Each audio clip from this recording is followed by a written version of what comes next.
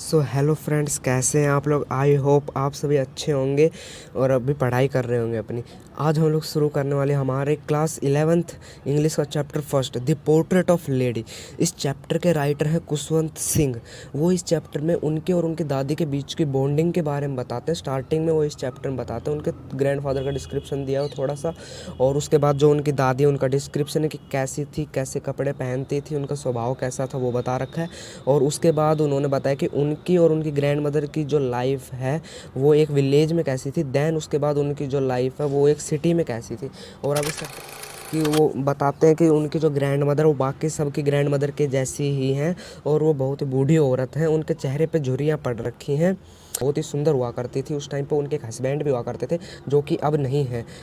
इस चीज़ का मतलब ये है कि वो जो उनके ग्रैंडफादर, उनकी डेथ हो रखी है, और इनके जो ग्रैंडफादर की जो एक फ़ोटो है, फ्रेम है, वो उनके घर के अंदर ड्राइंग रूम में एक मेंटल पीस का मीन्स यहाँ पे ये है कि एक भट्टी है जैसे आग जलाने की नहीं होती, उसके ऊपर है उनके दादाजी की फ़ोटो। और उन्होंने उसके अंदर एक बिग टर्बन का मीन्स है उन्होंने एक बड़ी पगड़ी पहन रखी है उन्होंने। और देन उसके बाद उन्होंने लूज़ फिटिंग के क्लोथ्स पहन रखे हैं, और long beard covered the best part of her chest. उनकी बहुत बड़ी दाढ़ी है वाइट कलर की जो उनके चेस्ट तक के पार्ट को कवर कर रही है, और वह एटलीस्ट 100 ईयर्स ओल्ड लग रहे हैं। As for my grand mother being young and pretty, उनकी जो ग्रैंड मदर है वो बहुत ही अच्छी और सुंदर है। ये थॉट हमेशा उनके मन में घूमता रहता है। और she had always been short fat and slightly bent, जो उनकी ग्रैंड मदर हैं वो स्लाइटली बेंट मतलब थोड़ी सी झुकी हुई, जैसे कि जो बूढ़े लोग होते हैं उनकी कमर जैसे झुकने लग जाती है, और वो डंडे के सहारे से चलती हैं, लकड़ी के सहारे से, वो बता रहे हैं। और फिर she could never have been pretty but she was always beautiful, वो कभी खूबसूरत नहीं थी बट वो सुंदर बहुत है, उनके लिए उनका मानना ये है। और जो she hovered about house and spotless white with one hand resting on her waist to balance her stoop and the other telling the beads of rosary. एक हाथ था जो उनकी कमर के ऊपर रहता था खुद को बैलेंस करने के लिए, और जो दूसरे हाथ से वो माला के जो मोती होते हैं उनको घुमाती रहती थी, और वो भगवान को याद करती रहती थी अपने मन में। और उसके बाद she was like the winter landscape in mountain as expanse of pure white serenity breathing peace and contentment. इस लाइन का मतलब कि वो जो उनकी दादी वो विंटर जैसी लगती थी, लैंडस्केप लाइक माउंटेन, पहाड़ों जैसी लगती थी। मीन्स जैसे सर्दियों के टाइम पे जब पहाड़ों के ऊपर बर्फ़ जम जाती है तो उस तरह उनकी दादी भी जैसे वाइट क्लॉथ्स पहन के रखती थी, तो उन्हें बिल्कुल माउंटेन जैसी लगती थी। An expanse of pure white serenity का मतलब यहाँ पे ये है कि शांति। उनका जो स्वभाव था वो बिल्कुल ही शांत था, और ब्रीथिंग पीस, और मतलब वहाँ पे शांति का अभाव मिलता था उन्हें उनके पास। My parents left me with her when I went live in city we were constantly together. उनके जो मम्मी पापा थे वो उन्हें उनकी दादी के पास छोड़ के चले गए सिटी में सेटल होने के लिए। उनकी जो दादी उन्हें हमेशा सुबह जल्दी उठाती थी, उन्हें रेडी करती स्कूल के लिए, और उनको नहलाती, उनको ड्रेसअप करती, और एक धुन में वो उन्हें गाने गा के सुनाती थी जिससे कि उनका मन लगा रहता था। वो बातें उनको दिल को छूती थी। उनकी दादी कहती थी कि आप ये याद करो, बट वो कभी उस चीज़ को सीरियसली नहीं लेते थे, बस उनको सुनते थे क्योंकि उन्हें उनकी माँ की आवाज़ बहुत अच्छी लगती थी। और उनकी जो दादी उन्हें एक वुडन स्लेट देती which she had already washed and plastered with yellow chalk. पुराने ज़माने में अपनी तरह नोट्स वगैरह नहीं होती थी उनके पास, तो उनके पास एक स्लेट होती थी, उसके ऊपर येलो प्लास्टर वो करती थी। देन उनका एक अर्थर्न इंक पोट मतलब मिट्टी का बना हुआ इंक पोट रहता था रेड पेन का, और बंडल इट टू मी, और जो एक मतलब थैला पैक करके उनके हाथ में पकड़ा देती थी। और ब्रेकफास्ट में वो उन्हें एक पतली सी चपाती और उसके ऊपर थोड़ा सा बटर और शुगर चीनी गेर के उनको देती थी जब वो स्कूल जा रहे होते थे। देन और फिर कैरीड सेटल चपाती, कुछ चपातियाँ वो विलेज डॉग्स के लिए भी ले लिया करती थी।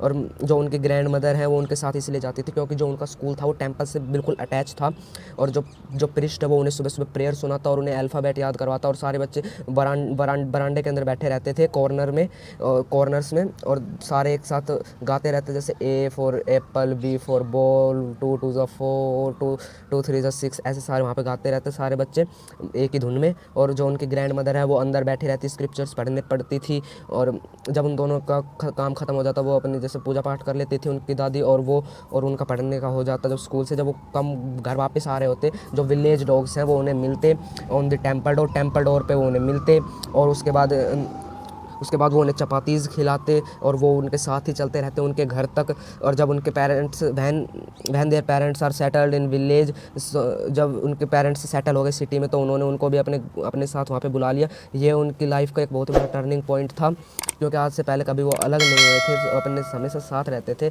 और फिर वो my grandmother no longer came to me school, अब उनकी मदर जो है उनके साथ स्कूल नहीं जा पाती थी, क्योंकि अब वो एक इंग्लिश स्कूल में जाया करते थे, वो भी बस की हेल्प से। अब वहाँ पे कोई भी डॉग्स वगैरह वगैरह नहीं थे जिन्हें उनकी दादी खाना खिला सके, तो फिर वो अपने अपने घर के जो बालकनी है वहाँ पे जो चिड़िया होती है उनको ही ब्रेड क्रम्स खिला दिया करती थी।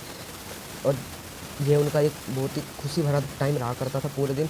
एज़ द ईयर्स रोल्ड, ऐसे करते करते उनके बहुत से साल निकल गए। वे ईच अदर थे, वो साथ थे एक दूसरे के। Continuous wake me up ready for school came I back to hind teacher had taught me. वो मुझे डेली तैयार करती, स्कूल भेजती, और जब मैं वापस आता तो मुझसे पूछती कि आपके टीचर ने आपको क्या पढ़ाया। फिर वो बताते कि वो वेस्टर्न साइंस एंड लर्निंग, उन्होंने हमें कुछ इंग्लिश वर्ड से सिखाए, साइंस के बारे में बताया। They made her unhappy, she could not have with my lesson help me in lesson. उनकी जो दादी उनके लेसन में हेल्प नहीं कर सकती थी, और वो इस चीज़ से बहुत ही नाखुश रहती थी। दैट और वो उनका मानना था कि स्कूलों के अंदर जो गॉड है और स्क्रिप्चर्स है उनके बारे में बताया जाना चाहिए बच्चों को। और एक बार जब राइटर घर आए तो उन्होंने अपनी दादी को बताया कि मैं म्यूज़िक लेसन्स ले रहा हूँ। फिर उनकी दादी बोली म्यूज़िक लेसन्स तो जैसे भिखारियों के काम होते हैं, बैगर्स के काम होते हैं।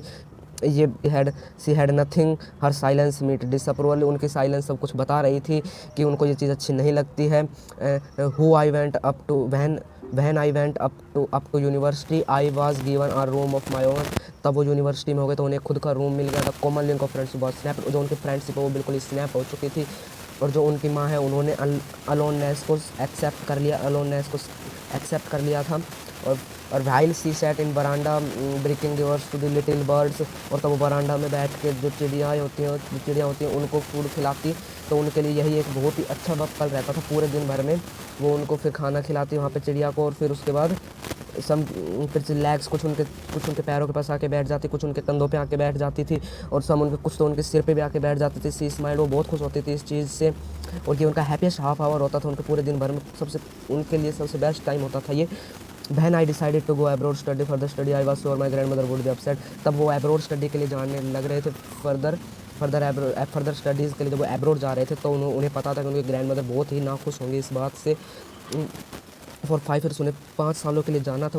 वे सोच रहे थे अगर मैं मान लो अगर उनके जैसे 5 साल बहुत ज़्यादा टाइम होता है, इस टाइम में क्या पता उनकी ग्रैंड मदर की डेथ ही हो जाती, तो इस चीज़ से वो बहुत ही नाखुश थे। She came to leave me at the railway station but did not talk or show any emotion. वह उनकी जो दादी हैं वो उन्हें स्टेशन तक छोड़ने गई, बट उनसे कोई बात नहीं कर, कोई इमोशन नहीं दिखाया उन्होंने। और सी साइलेंटली किस्ड माई फोरहेड, उन्होंने उनके माथे पे किस किया। और उसके बाद यही जो था ये उनके और उनके दादी जी के बीच का लास्ट फिजिकल कॉन्टैक्ट था।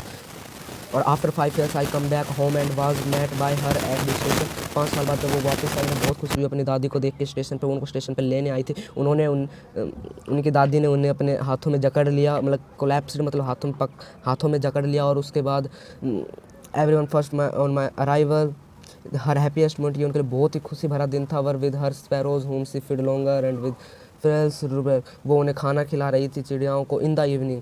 फिर एक जैसे चिड़ियाओं को खाना खिलाने के बाद उनके अंदर एक सडन चेंज आया कि सी डिड नॉट प्रे। वो कुछ भी, मतलब जैसे वो अपने हाथ में माला लेके भगवान का नाम लेती रहती थी, वैसे आज वो कुछ नहीं कर रही थी। शाम को उन्होंने कलेक्ट किया नाइबरहुड वुमेंस को कलेक्ट करना शुरू करा अपने नाइबरहुड की।